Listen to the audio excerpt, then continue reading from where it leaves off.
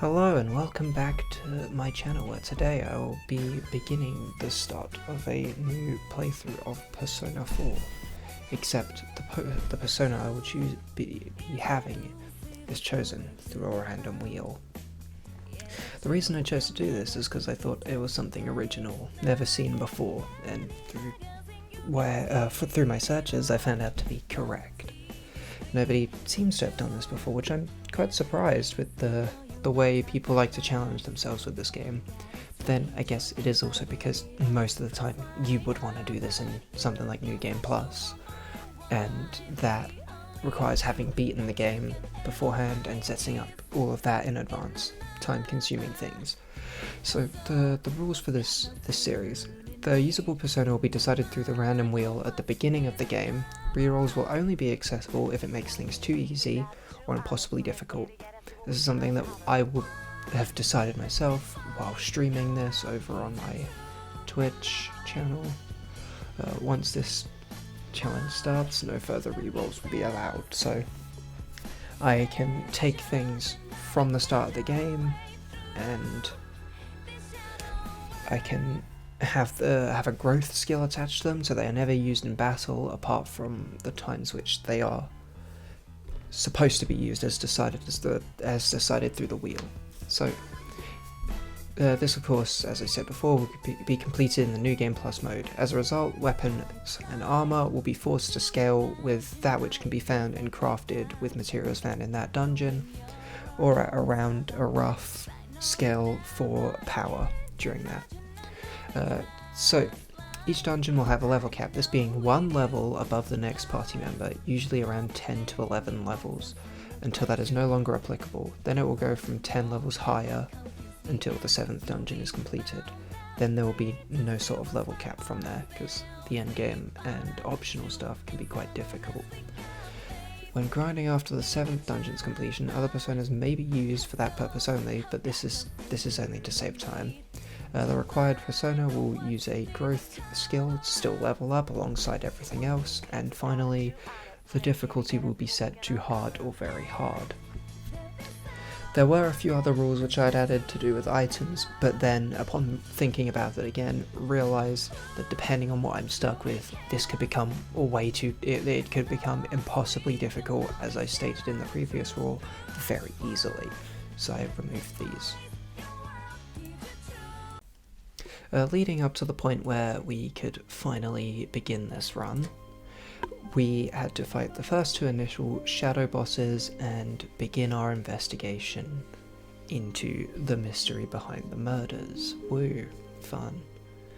But yeah, so I had done this initially with just the starting persona in preparation that it may be needed early on in the game, because the one I had registered in the compendium was very high leveled, meaning if it was needed at some point during the first kind of 3 dungeons, I would have the starter one given to me at the beginning of this playthrough as some kind of preparation, and putting a few levels on it during the initial few fights became very helpful towards getting the ability to actually begin this challenge. Of course, I had picked very hard when first creating this, so I had decided to spend some time getting to level 4 during the first trip into our first dungeon. Now that was over, we could finally begin. So I got the random wheel, spun it. For our first video, we have Bereth? I don't really know. It's one of those how you pronounce it. It's actually pronounced differently between the different games, I believe. I thought I heard it being pronounced with the E pronounced as a double E instead of something like a ER like it does in 5, which is very confusing, but hey, it's our not so chosen but chosen champion, so we've got to make our way through with it. It did actually become both a blessing and a curse at various points in this first dungeon, even though it was higher leveled than everything I could get my hands on. during our time leading up to our first mid-boss, something we actually had a significant advantage against due to our fire attacks that we get with the persona after leveling it up once, did die due to a mistake when fighting a pair of rather annoying shadows on the 3rd floor with constant wind skills, something we were weak to, and a persona which resisted the majority of physical attacks, and having a lack of ice to deal with it, not realizing at this time it was actually weak to our darkness insta-kill skill. Very fun.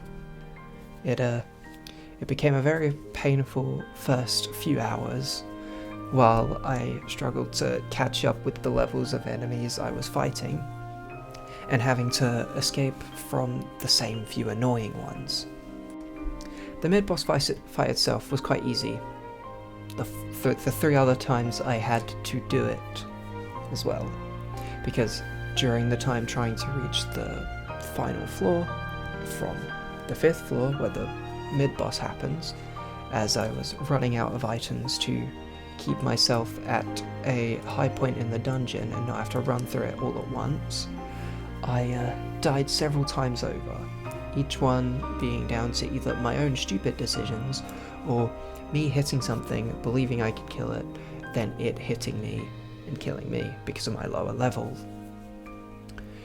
But once I was able to actually make it through and get the mid-boss dead, level up a little, I was finally reaching a point where I could consistently make my way through, while this was also partially due to a little bit of luck in getting cards in shuffle time that would allow me to level up my persona and gain new skills on it. This was mostly due to the fact that I was able to level up and increase my health, something I didn't think would be so important until this playthrough, because very hard and hard are brutal sometimes, especially in the early game. So, things that I actually did change during this time. Before actually making my way to the final floor for the final time, I had got everyone in the party to level 14, something that was close to pushing the level cap, but it was at a point where I thought I'd finally stand a fair chance. I was correct to say this, but after becoming leveled up enough, I had decided to finally begin equipping skills on our fate-chosen hero, or fate-chosen champion, whatever you want to call it, hero, champion, chosen by fate to suffer alongside me. So, once doing this, I had acquired an electric Zeo skill, which allowed me to hit the boss for elemental damage due to its resistances to fire, but would also have its own benefits to that during this time, alongside acquiring a physical skill that would hit 3 times, potentially, and do consistent damage to anything and everything. At least, everything that it would throw at me within the dungeon. So, now, just before we go on to the boss fight, I'm going to explain a few things about it. It specializes in fire attacks, and is quite weak to ice, meaning we only have one thing that can hit it with ice, and we've got to protect it. Unfortunately, that did go quite well, but I did also prepare items in advance for this fight. Did also forget I had them up until about halfway through, when the boss would spawn an additional enemy known as a prince. This would be weak to electric attacks, something that I had unknowingly already prepared for, because I forgot that it was weak to electricity until fighting it. A lot of my preparations seemed strange in this, but I wanted to initially hit it with electricity, something that I knew it wouldn't resist, and also gave me that elemental capability so I wouldn't be constantly draining my HP, requiring constant healing. So I tried to balance out my moveset and in turn created a counter to the boss because it nullified fire, and now because of that could hit for electric damage. The fight itself was quite simple though, with a mix of healing and ice damage from our allies, and then the protagonist hitting quite hard with physical skills and electric skills up until the point where that additional enemy was spawned, and I remembered I had items to hit the weaknesses of both the boss and the prince. This then made the fight extremely easy, because it'd just be all-out attack after all-out attack. Something that, had I put more thought into, I would probably have prepared fewer items, allowing me to spend more in healing myself, which kind of would have been needed.